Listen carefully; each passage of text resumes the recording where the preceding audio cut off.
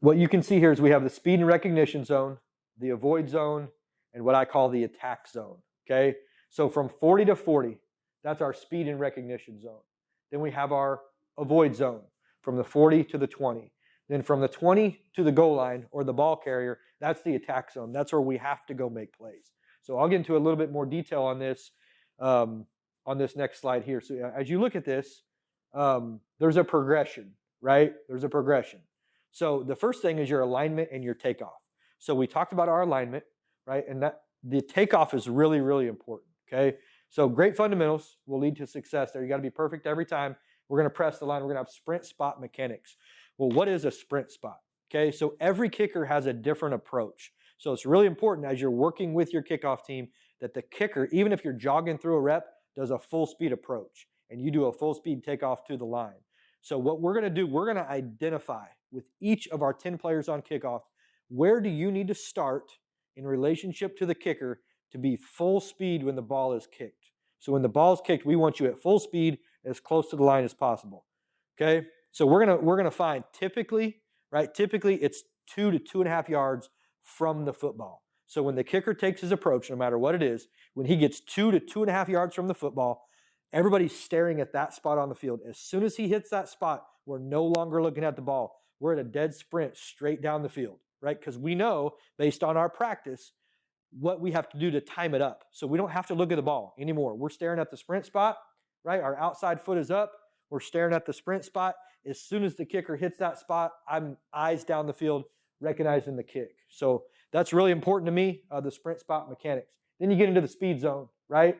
You have the avoid zone and you have the attack zone. In the attack zone, it's really important that we maintain relative spacing, right? We get to our coverage landmarks, keep the returner inside and in front. Inside and in front. You'll hear us say that all the time, right? So that's the attack zone. I'm working backwards here. The avoid zone, right? That's where we're going to avoid with leverage. Defeat the block is what that means, right? And then the speed zone, right?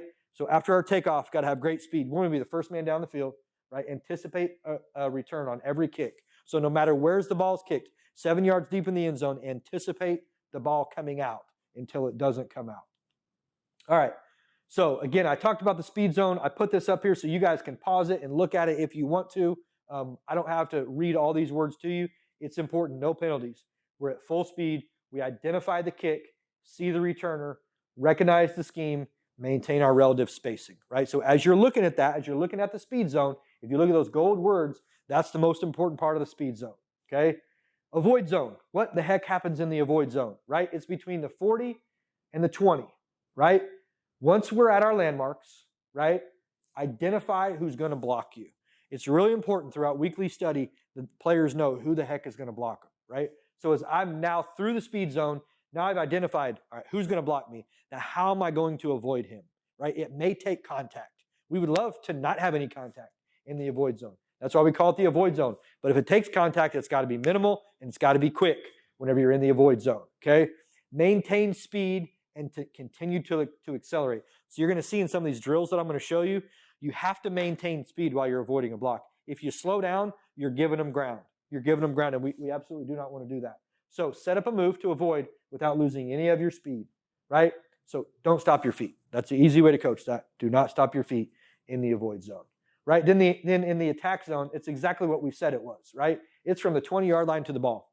That's exactly where that is. We've got to keep our leverage. I'm going to show you the 3 different levels of our coverage fit, and then you got to finish. What does finish mean? You make the tackle. If you make the tackle, then you absolutely finish the play. That's really important that we're able to do that. Okay? All right, coverage fit, right? Really, really simple. Okay, really simple how this works. It's color-coded, looks really nice. Again, got a lot of this from, this is exactly what we did at the University of Oregon. Okay, Joe Lorig taught me a ton of this stuff, and it's worked really, really well. But anyways, you can see it goes through every person's responsibility. And we actually have individual drills set up for each specific position group, which is really great. Okay, so number 1, your job is to fold play. You're going to make number 2 right.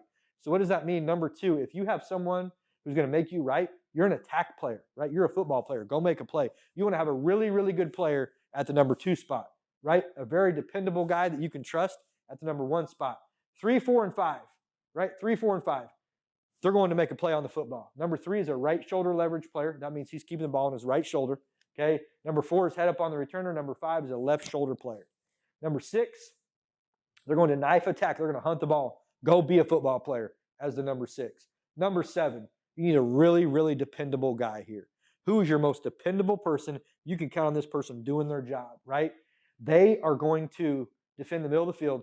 They're going to keep the ball on their inside shoulder, their left shoulder. If we can cut the field in half, the reason we directional kick is we want to cut the field in half. So you can see number 7 here. If he's able to cut the field in half, we have a real chance. It's important to know how people are going to attack you. Through this, they're going to try to get the ball back out to the field because we're sending population to the boundary. They're going to try to attack you back to the field. Okay, so number 8, you're a second level player. You're an inside linebacker. You're going to scratch where it itches. You're going to fill in where you're needed. Number 9, you're the contained player to the field, aggressive contain. Number 10, you're going to play 5 to 7 yards off the hip of number 9, right? So if you look at 1 and 2 and 9 and 10, those jobs are interchangeable. Just one's to the boundary and one is to the field, okay? If you were personnelling that, you would say 1 and 2 are probably a little bit bigger body, more aggressive guys. 9 and 10 are guys that can really run if that ball breaks to the field. Okay, so from a coverage fit standpoint, so now we're in the attack zone, right? You can see the ball. Returner has the football there. We have a good kick. It's right there on the goal line. This is what our coverage fit actually looks like. So you can see right shoulder player, head up player, left shoulder player. Making number 2 right, go make a play. Inside backer, scratch where it itches. Go make a play. Cut the field in half, right? Aggressive contain to the field. Make number 9 right. Kicker's always going to mirror the football, right? So he's an extra player. Kicker has to be able to tackle.